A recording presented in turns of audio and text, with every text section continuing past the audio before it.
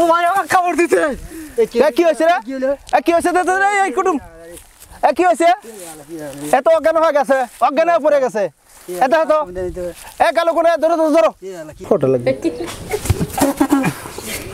কি রে হ্যাঁ সাপে কামড় খায় কি অজ্ঞান হয়ে গেছে নাকি সাপে বলে কামড় দিছে সাপে কামড়া নাই তো তো কি হয়েছে একটা খামসা দিলাম মনে হচ্ছে রাসেল ভাইপার কামড় দিছে অজ্ঞান না রে তা এই কথা শোনে না এই দেশে কি একটা সাপ বাড়াইছে যদি এই জঙ্গলের মধ্যে যায় এই জঙ্গলের মধ্যে সাপ থাকে বলে এই সাপ যদি জঙ্গলের মধ্যে থাকে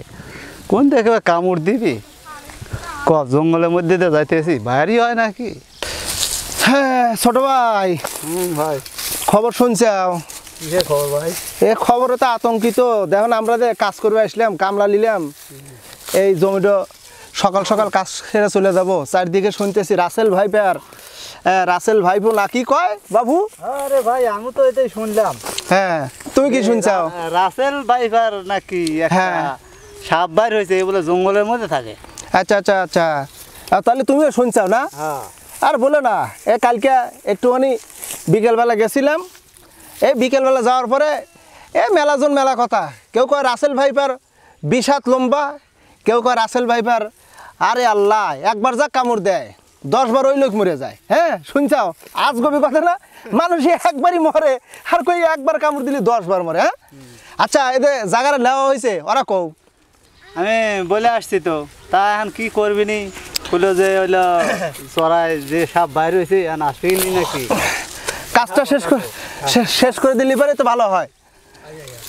আসসালামু আলাইকুম আপনারা ভালো আছেন ওয়ালাইকুম আসসালাম ভালো কি কাশি দেখো ভাবো হ্যাঁ সকালবেলা এসে আমরা কাম করতেছি কামটা শেষ করে থুয়ে চলে যাবো কাম করে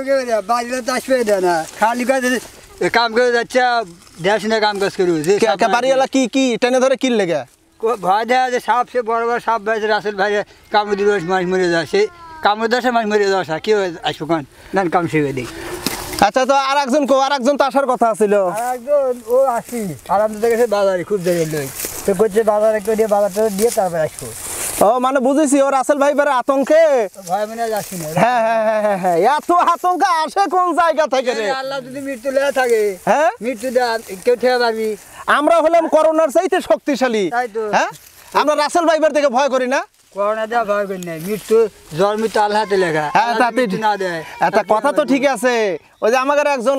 আর কি জানি করে নাম জানি হ্যাঁ ও বলছিল আমরা করোনার চাইতেও শক্তিশালী তাহলে করোনার চাইতে শক্তিশালী আমরা যদি হই রাসেল ভাইপারকে আমাদের ভয় দেওয়া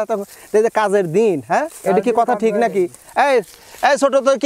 কি খবর দেখো লাগাতো ও কোনে গেছে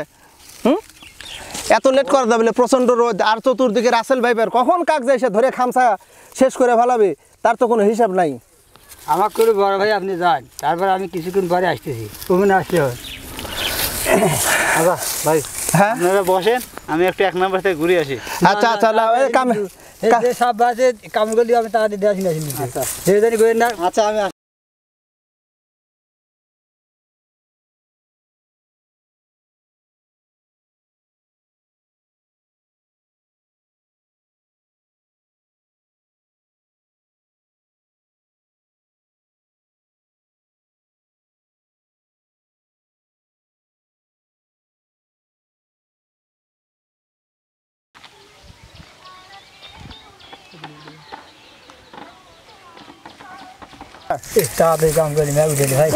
কামড় দিতে কি হয়েছে রে কি হয়েছে এই কুটুম কি হয়েছে এত অজ্ঞান হয়ে গেছে অজ্ঞান হয়ে পড়ে গেছে এটা তো কালো কোনে ধরো ধরো হ্যাঁ এত দাঁত লেগে গেছে এই আল্লাহ সারা সর্বনাশ এমনি তো কাম করবে আসবার দিবে চা না একে রাসেল ভাইপের কামড় দিল নাকি আতঙ্কিত হইলো এই যে পায়ে তো দাগও দেখা যাচ্ছে কি অবস্থা পায়ে তো দাগও দেখা যাচ্ছে আবার তো রক্ত তো বের হচ্ছে ধরো তো ধরো ধরো ধরো ধরো ধরো